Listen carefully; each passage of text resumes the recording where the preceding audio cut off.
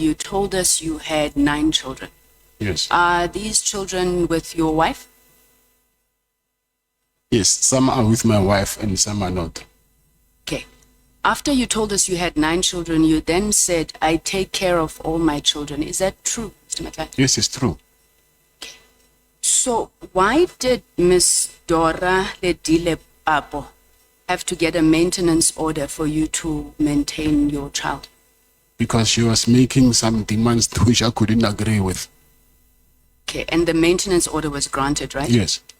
Are you fulfilling the terms of that maintenance order? I can't fulfill when I'm here because of my bank is closed. No, but it was granted. You were supposed to start paying from the 1st of January. I was paying even You was paying until you got here. I was paying even upfront and I was paying even more. Okay. And then the child of Miss Lerato Kola, are you maintaining him? Yes, I am. Are you maintaining him? Yes, I am. Okay. So it is not true then when we hear that you told Miss Kola that she may as well just kill that child. You are never going to maintain the child. You don't see the child or anything of that kind. That is not true. I cannot say that with my child. So both Miss Papo and Miss Kola would not be accurate that you are not maintaining children. Say that again? Miss Kola and Miss Papo both would be able to testify that you are maintaining the children, Miss Papo, up until you got into prison. Yes, they can. Okay. You also testified that your VIP protection service only had one client, Mr. Msibi. Yes. Now, I went to the Instagram page of your VIP protection service. There, the company posts happily, Miss Lolo Mpepi, happy client. There's another beautiful happy client in a fur coat. Miss or Mr., I don't know, Yasir Bells and EJ Matthews, happy clients. Were those not clients of your VIP service? Yeah, first of all, that is not, my company does not have Instagram page. I know that page it's a fake page. So I don't have Instagram page. I cannot post my clients on Instagram because what we're doing does not even allow us to do that. So you ran a company, a protection service, separate from the security firm, that literally just ran on one client. Mr. Msibi must have been paying a lot. No, yes, I'm okay. I will elaborate that more. When I say client, remember I think I've disclosed that I've got clients which are like shopping malls, but that is not VIP protection. That's something else. Schools, construction sites, and other things. But is VIP protection part of it, or it's a separate company? Part of security, yes. Within the same company. So I think when I was referring to client, I was referring for the VIP's protection side. You also gave evidence yesterday. You were asked about conviction, and I think you've spoken to the issue of conviction many times today, and you said you had one conviction. Yes. For the possession of stolen goods, yes, which were a consequence of you buying and selling and what. Yes. And you still confirm that that is your only conviction? Yes, it is. Now, in the bail appeal to the High Court, the judgment there reflected, I think in paragraph 17, if I'm not mistaken, that it was common cause that you had a previous conviction of housebreaking and theft, and that is what you served 4 years in prison for. That's very different from the possession of stolen goods. So, which is it? Did the court get it wrong? Yes, I can explain that to you. The goods that I was arrested for, they were from housebreaking. So that's why I was charged for housebreaking, because the goods were from housebreaking. But what were you convicted of? Of was housebreaking. it possession of stolen goods, or was it burglary? Okay, they say on the charge sheet it was housebreaking and possession of stolen goods. So you were convicted for burglary? Yes, I'll say that, yes. Did you burglar? Is that where you were? I'm saying I bought goods which were from the burglary, and then I was convicted for that as well. Does that seem plausible to you, though, Mr. NhlaNhla, that an entire court would find you guilty of burglary, but when you were just in possession of stolen goods? No, because I was charged for it. The court will work on what they have on the charge sheet. The charge sheet said, so I was telling that what was I arrested for. So the charge is something else. Even now I'm charged for... And you were convicted for burglary? Yes. Okay. And you still maintain you're an honest guy, yeah, Mr. Mkhwanazi? That's honesty.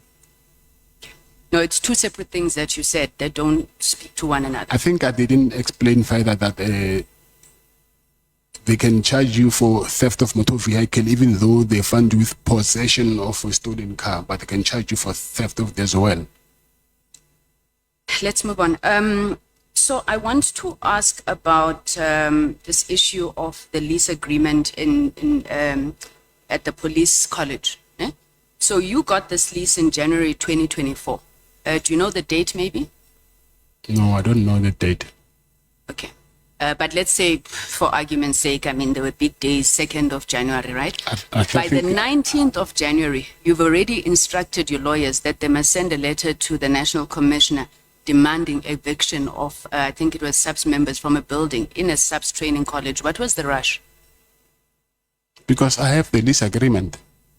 So you wanted to get in quickly, ne? Come again? You wanted to get in quickly. Not to get in quickly. I wanted to occupy it, so no, not quickly. Okay, you wanted to occupy it. Remind us again, you wanted to do what? You said something about training police who are at the college. Did you have that contract? I don't need to have a contract. Already they were going to a hospital outside the college to get treatment. So if the hospital was there, I think it is common sense that they wouldn't waste time to go far when they can just get a hospital here. I'm not sure if public procurement works like that, Mr. NhlaNhla, because if SAPS is going to buy as SAPS, they need to have either a contract with you or, I don't know, were you going the RFQ like you were having in Tembisa? How were they going to buy from you? You said to Honorable NhlaNhla, you are not a tender prophet. So how were they going to buy from you? If I just wake up, I go into a space where SAPS is and I say I am selling water, eh? They're not going to buy from me just because I'm there. So how were you going to get that contract if you were not preparing for the one that you didn't know was coming? Even now, they don't have a contract with the doctors that are occupying that hospital, but they still go there. Then they get treated, but they don't have a contract with them. So how are you going to get it? You are just going to go the same way as to the National Commissioner? No. The same way as those doctors are getting it now, because they see that it's convenient for them to just get medical attention to these doctors that are in their vicinity. Okay, you said earlier on to Honorable Malema that you took the shares of Medicare 24 Tshwane and you placed them in a holding company. Which holding company is that? You want the name? Yeah. It's KZN Holdings. So it's not Medicare with the white people? No. Are you a director shareholder in the Medicare of the white people? Yes. You are what exactly? Not a director. You are what? Shareholder. You're a shareholder then? Yes. Okay, so how much of Medicare, the holding company, do you own? I used to own. I don't own it anymore. When did you stop owning? After my arrest. So you've just recently stopped owning? Yes. Not owning. I'm saying owning shares. Yes. Yes. How much shares were you owning in Medicare 24? 51%. Okay. And you were not a director there? No. Explain to me this thing of president. So you are president of this white people's company? Yes. No, I just want to know what is that, because you went to great lengths to try and explain this franchise to us and how you were paying them. So you were like paying yourself on the other side. Can you just explain how that relationship worked? So they brought you in, made you president, gave you shares, and then they said, oh, you start your own company so that because you're black, you'll get business. Is that how it worked? I will pay them for the management because they know about the industry. So their shares, they are worth for that management that they do for the company. How much of the company did you own? 51%. So why did you, I mean, if you're a majority shareholder, why did you then think it was necessary to go and open this subsidiary called Medicare Tshwane? I've opened it before. No, I'm not saying it's wrong. I just want you to tell us why you thought you should do that. It's because of I wanted to have to explore my business on the side by myself. All right. Then Jerry, you said you didn't do business with Jerry. No. Have you ever done business with Jerry? Yeah, it was that contract in Fort. But it's not business. It's that I got a contract with him and then we were sharing the profits. Okay. Now, you had a business with Jerry. Luxor Africa Brands. What was that about? Yes, but now I own it myself. Him and it was not only him. It was him and the other friend of Kaloku, you ours. said you've never done business with Jerry. So I'm just trying to understand. You register a company. Yes, we were planning to do business. We opened a company because we wanted to do business.